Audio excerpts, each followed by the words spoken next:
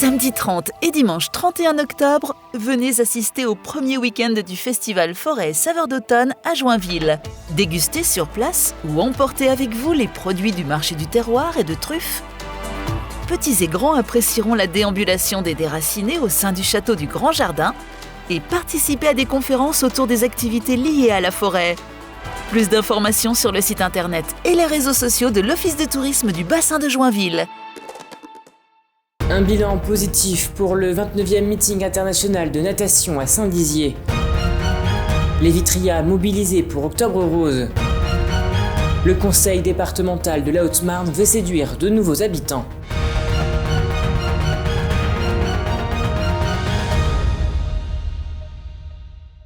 Bonsoir à tous et bienvenue dans votre journal du lundi 18 octobre 2021.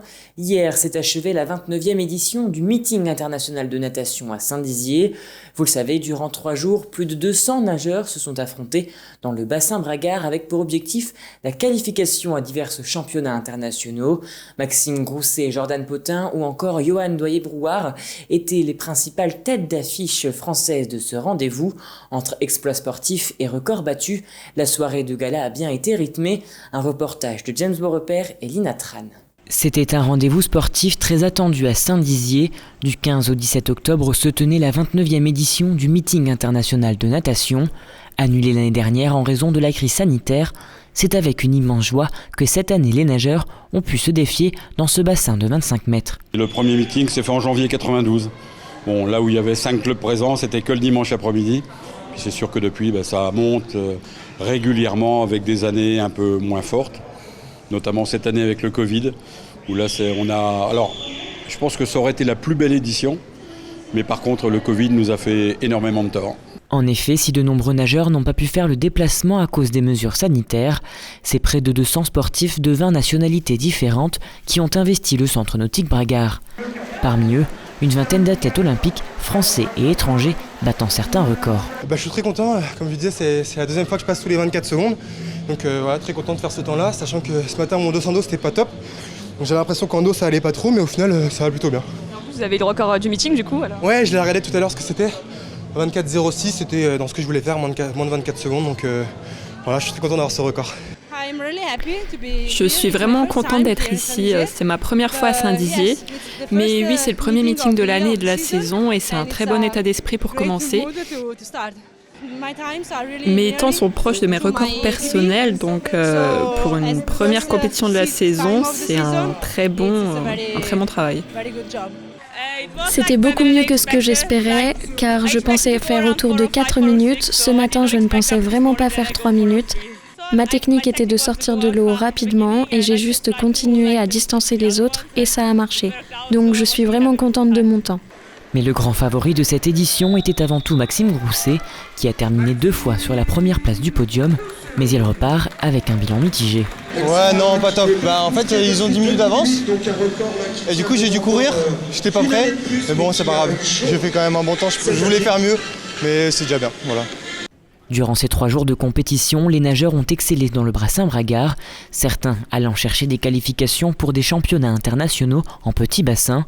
Quant aux organisateurs, ils se plongent désormais dans le prochain rendez-vous qui fêtera ses 30 ans l'année prochaine.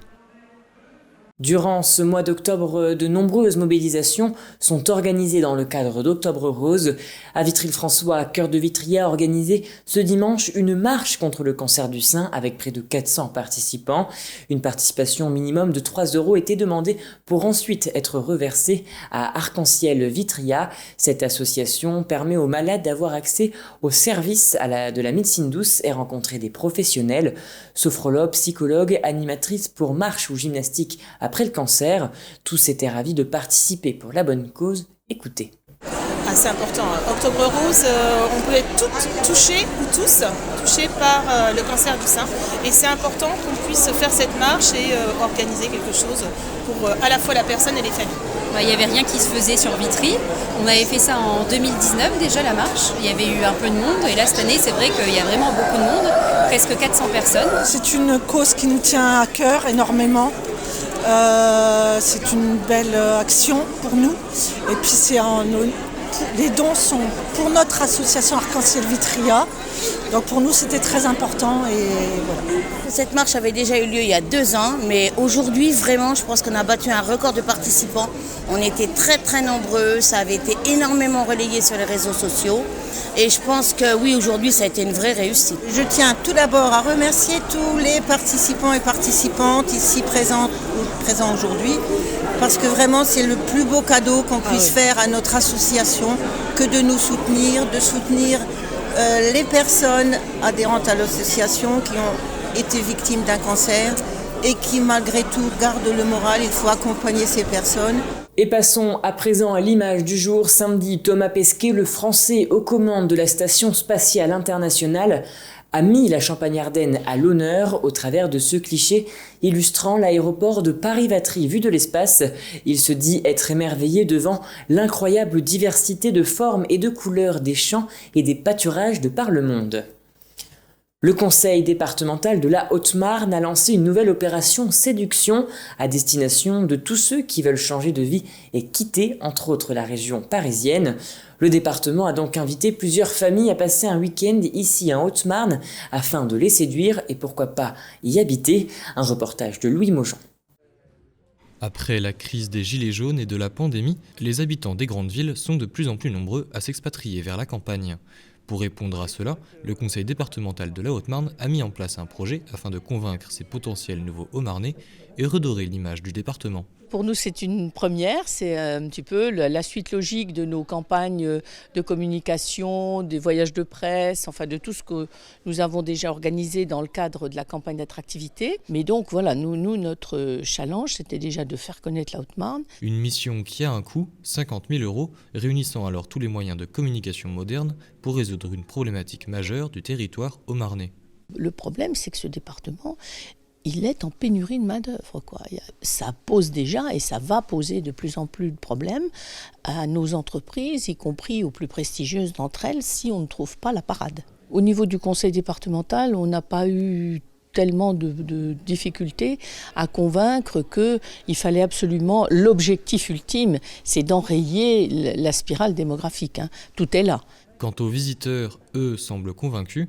À la recherche d'un environnement plus calme que celui de l'Île-de-France ou bien d'autres métropoles, la démarche haut-marnaise fait son petit effet. Je trouve ça très très dynamique, très bien fait. C'est-à-dire c'est intelligemment fait, on comprend le département, on est d'abord très bien accueillis. En plus des visites, un témoin est venu présenter son parcours personnel et comment il est passé de Paris, la capitale française, à Chaumont, une ville comptabilisant à peine plus de 22 000 habitants. Donc je suis depuis 2 ans en Haute-Marne, et d'abord c'était avant tout au niveau professionnel puisque j'ai eu une opportunité pour pouvoir du coup trouver un emploi à Chaumont et ça correspondait particulièrement en fait à mon envie de calme, de nature et donc la vie haut-marnaise en fait me convenait bien. Le jeune homme qui travaille à la médiathèque de Chaumont, oui, forcément, je me suis beaucoup identifiée, d'autant qu'on est dans des domaines professionnels pas très éloignés. Je me suis beaucoup identifiée à lui, il était très, très percutant. Et cette présence a suscité beaucoup de bonnes impressions. Certains visiteurs sont déjà bien décidés à rester. Le projet du département semble alors être une réussite pour le futur. Et d'autres projets comme celui-ci vont aussi émerger du conseil départemental, tels qu'une agence d'attractivité prévue en 2022. Et voilà, c'est la fin de cette édition. Merci à tous de l'avoir suivi. Dans un instant, vos prévisions météo de demain. Très belle soirée à vous.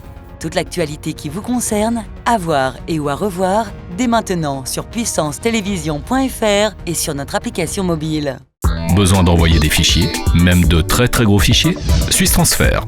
Jusqu'à 50 Go, gratuit, sans inscription, et vos données restent en Suisse. Suisse Transfert, par Infomaniac.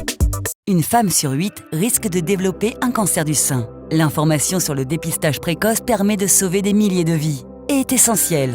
Alors Puissance Télévision s'engage pour véhiculer ce message. Tous ensemble, restons vigilants.